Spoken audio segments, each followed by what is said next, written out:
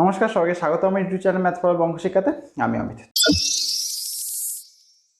তো কালকেকার তোমাদের যে কাউন্সেলিং প্রসেস, মানে কালকে থেকে তোমাদের WbJee 2021 যে কাউন্সেলিং প্রসেস স্টার্ট হয়ে গেছে, তার আমি বিস্তারিত ভিডিও তোমাদের করে দিয়েছি। যারা এখনো পর্যন্ত দেখোনি, তোমাদের যদি কাউন্সেলিং প্রসেস কিভাবে এগোচ্ছে সেটা করতে যদি অসুবিধা হয়, তাহলে অবশ্যই ডেসক্রিপশনে লিঙ্ক আছে, তোমরা দেখে নিতে পারো। ঠিক আছে, তো আজকে যে কথাটা বলার সেটা হলো, তোমাদের দেখো কাউন্সেলিং প্রসেসে কিছু কিছু যদি মানুষের ভুলভ্রান্তি হয়ে যায়, সেই ভুলভ্রান্তিগুলো শুধরে নেওয়াটা খুব দরকারি আছে, কারণ 16 তারিখ পর্যন্ত সময় আছে। তো 16 তারিখ মিডনাইট পর্যন্ত তোমরা সুযোগ পাবে তোমাদের এই কাজটা করার জন্য, এবং যদি তোমরা চয়েস ফিলিং করে লক করে দাও তাহলে তো তোমরা লক করেই দিলে। তো এই যে এই প্রসিডিওরের ক্ষেত্রে অনেকে কি করে যে লাস্ট দিনে করবে, আর ট্রানজেকশানটা লাস্ট দিনে করার জন্য তারা ওয়েট করে থাকে। তো একেবারে নোটিফিকেশান দিয়ে কমিশনই জানিয়ে দিয়েছে, সেটা আমরা যেহেতু বলে থাকি যে লাস্ট দিনের জন্য ওয়েট করবে না, সবাই বলে থাকে লাস্ট দিনের জন্য কখনোই ওয়েট করতে নেই, কারণ লাস্ট দিনে গিয়ে সার্ভারটা খুব একটা ভালো কাজ করে না। যে কোনো ক্ষেত্রে, যে কোনো ফর্ম ফিল আপের ক্ষেত্রে হোক, যে কোনো অ্যাডমিশনের ক্ষেত্রে হোক, যে কোনো কাউন্সেলিং প্রসেসে হোক, তোমাদের কিন্তু দেখবে সবসময় লাস্ট ডেটে গিয়ে তোমাদের সার্ভারের খুবই প্রবলেম হয় এবং ট্রানজ্যাকশানে কিন্তু এরর আসে বেশিরভাগ ক্ষেত্রে। তাই জন্য কমিশন ডাইরেক্ট তোমাদেরকে নোটিফিকেশান দিয়ে জানিয়ে দিয়েছে যে তোমরা যত শীঘ্রই পারো, তোমাদের একদিন আগে যেহেতু লিঙ্ক অ্যাক্টিভেট করে দেওয়া হয়েছে, তথা কালকে মানে গতকাল থেকে তোমাদের লিঙ্ক অ্যাক্টিভেট করে দেওয়া হয়েছিল, সেই ইনফরমেশন আমি তোমাদের দিয়েছিলাম। তো গতকাল থেকে তোমাদের অলরেডি কাউন্সেলিং স্টার্ট হয়ে গেছে। তো তোমরা গতকালের সময় পেয়েছো, আজকের সময় পাচ্ছ, কাল তথা শনিবার পাবে, রবিবার পাবে, সোমবার পর্যন্ত সময় আছে। কিন্তু আমি বলবো যে সোমবার পর্যন্ত তোমরা যেও না, বা সোমবার গেলে দুপুর 12টার পরে তোমরা ক্রস করো না। দুপুর 12টার মধ্যেই তোমরা ভেবে নাও যে তোমাদের ডেডলাইন হলো দুপুর 12টা। তোমাদের যদিও সময় দেওয়া আছে 16 তারিখ রাত 12টা পর্যন্ত, মানে 12টার আগে পর্যন্ত, 11টা 59 পর্যন্ত।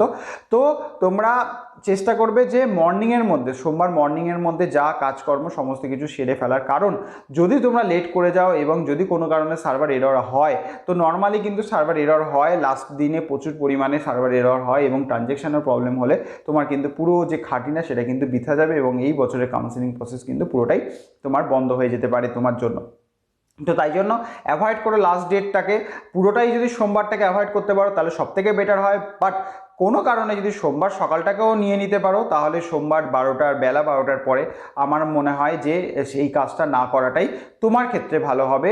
কারণ ওই যে তোমার চান্স হাতে নিয়ে করা, যে হবে কি হবে না, এই জিনিসটা কিন্তু তোমরা করো না। এটা একটা সাজেশন রইলো, এবং কমিশনও সেটা নোটিফিকেশন দিয়ে বলে দিয়েছে। দ্বিতীয় কথা যেটা আমি তোমাদেরকে বলবো সেটা হলো, যখন তোমরা চয়েস ফিলিং করবে, চয়েস ফিলিং করার সময় তোমরা তো অবশ্যই আপ এবং ডাউন করতে পারছো। তো সেটার সঙ্গে সঙ্গে তোমাদের যখনই সেভ অপশানটা আসবে, সেই সেভ কিন্তু করে রাখবে। সেভ করে রাখলে ওটাকে লক করা হচ্ছে না, জাস্ট সেভ করে রাখছো ওই ডেটাটা। কোনো ক্ষেত্রে টাইম কিন্তু তুমি যদি সব কটা সিলেক্ট করছো, ধরো তুমি সেভ করছো না, তাহলে কিন্তু সেশন আউট হয়ে যাবে, তোমাকে সেই সেম প্রসেসটা আবার রিপিট করতে হবে। সুতরাং একটা করে কলেজ চুজ করার পরে সেটা যখন সেভ অপশানটা তোমাদের চলে আসবে, আমি আবারও বলছি, ভিডিওতে দেখিয়ে দিয়েছি, তো তোমরা দেখে নিতে পারো। সেভ অপশানটা যখন আসবে তখন সেভে তোমরা ক্লিক করে রেখে দাও। দিয়ে তোমরা যতগুলো তোমরা করতে পারো, যে 20টা যদি করে নিতে পারো 20টাই কলেজ চুজ করো, সেটা কোনো মানে অসুবিধার জায়গা আসে না। এবং বারবার একটাই কথা বলেছি যে যেগুলো দেখছো যে তোমার র্যাঙ্কের থেকে আগের বছরে কাট অফ একটুখানি হলেও বেশি এসে, ধরো তোমার 15,000 র্যাঙ্ক এসে, তো আগের বছর কাট অফ ছিল 15,000, তো সেইগুলোকে ফিল আপ করো, বা যেগুলো 14,000 ছিল সেগুলোকেও ফিল আপ করে রাখবে। ঠিক আছে, প্রথম 2-3টে কলেজ এরকম রাখবে যেগুলো তোমার র্যাঙ্কে আসছে না। যদি এবছর কাট অফ লো চলে যায় বা হাই চলে যায়, সেটার তো ডিপেন্ড থাকে, যে প্রতি বছর সেম যায় না, তো সেই হিসাবে 1-2 ওরকম প্রথমের দিকে রাখবে, যেগুলো হওয়ার চান্স তোমার প্রায় নেই বললেই চলে।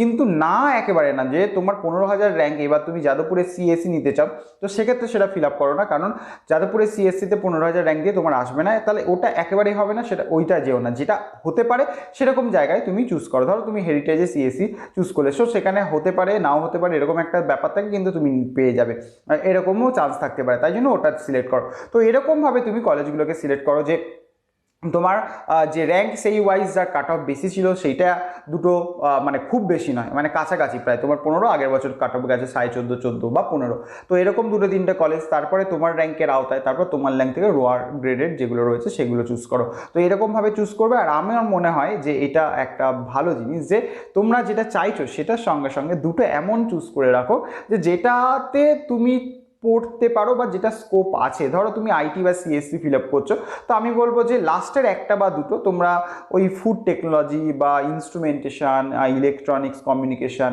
এই সমস্ত জিনিসগুলো যদি তোমরা চাও এই এক আধটা ফিল আপ করে রাখতে পারো। কারণ কে জানে যে কার ভাগ্যে কি আছে এবং কে কি নিয়ে পরবর্তী ক্ষেত্রে যেতে পারে।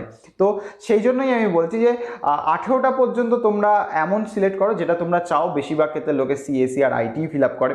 যারা কোর ইঞ্জিনিয়ারিং করতে চায়, সিভিলে, মেকানিক্যালে, ইলেকট্রিক্যালে, তারা সেগুলো করবে। আমি বলছি যে লাস্ট একটা দুটো যদি তোমরা একটু অন্য ধরনের রাখো, তো সেক্ষেত্রে তোমরা পরে ভাবতেও পারো। কারণ পরবর্তী ক্ষেত্রে এমন একটা অপশান খুলে রাখা দরকার আছে যে আমি ধরো যাদবপুরে ফুড প্রসেসিংয়ে পেয়েছি, তো সেক্ষেত্রে আমার সেটা সিএসসিতে হয়নি কিন্তু ফুড প্রসেসিংয়ে হয়েছে, তো সেক্ষেত্রে আমার ওটা মাথায় ছিল না কিন্তু আমি হয়তো নিলাম এবং পরবর্তী ক্ষেত্রে ওটা দিয়ে আমার সাকসেস হাতে চলে এলো। তো এই জায়গাটাও কিন্তু হয়। তো সেই জন্য সেটা ভেবে রাখো এবং ঠান্ডা মাথায় অবশ্যই কাউন্সেলিংয়ের যে তোমার কলেজগুলো আছে চুজ করো।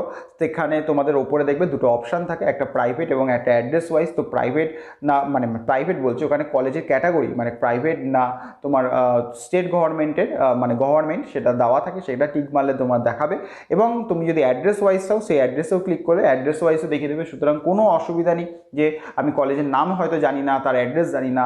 তো এরকম অনেকেই আছে যারা নাম জানে না, অ্যাড্রেস জানে না, বাড়িতে হয়তো ল্যাপটপ নিয়ে বসে পড়েছে বা কম্পিউটার নিয়ে বা মোবাইল নিয়ে বসে পড়েছে। তো সেক্ষেত্রে তাদেরকে ওই জায়গাগুলো দেখা, অনেকে চায় যে আমার যাই হোক আমার কলকাতার মধ্যে হলেই হলো, আমি বাইরে গিয়ে সেইটা খরচা করব না। মানে আমার কলকাতা থেকে যদি 1 লাখ টাকা বেশিও যায়, প্রাইভেটের কথা বলছি, তো সেক্ষেত্রে সে বাইরে যেতে চায় না, দুর্গাপুর হোক, বাঁকুড়া হোক, বীরভূম হোক। সেক্ষেত্রে বলে 1 লাখ টাকা কম হলেও সেখানে মেস খরচা বা অন্য খরচায় তার সেই এক্সপেন্ডিচারটা বেরিয়ে যেতে চায়, বা সে বাড়ির কাছে থাকতে যায়, গার্জেনের একটা প্রায়োরিটি থাকে। তো সেই সমস্ত জিনিসগুলোর জন্য অ্যাড্রেসটা খুবই দরকার। তো অ্যাড্রেসের অপশনও দেওয়া আছে, কোন কলেজ কোথায় অবস্থিত, কোন ডিস্ট্রিক্টে, সমস্ত কিছু মেনশন করা আছে। সুতরাং কোনো চিন্তা নেই, ভালোভাবে তোমরা কাউন্সেলিংটা করো। কোনো জায়গায় অসুবিধা হলে এই ভিডিওর কমেন্টে বা যে কোনো আগের ভিডিওগুলোর কমেন্টে তোমরা কমেন্ট করতে পারো, সেইগুলোর সম্বন্ধে আমি তথ্য তোমাদের দিয়ে দেবো। আশা করি তোমাদের এই ভিডিওটা তোমাদের হেল্পফুল ছিল। যদি হেল্পফুল থাকে তাহলে অবশ্যই লাইক করো, সাবস্ক্রাইব করো এবং বন্ধুদের মধ্যে শেয়ার করো এবং অবশ্যই নোটিফিকেশনটা অন করে রাখো। তো টিল দেন তোমরা ভালো করে কাউন্সেলিং করো। Take care and good bye.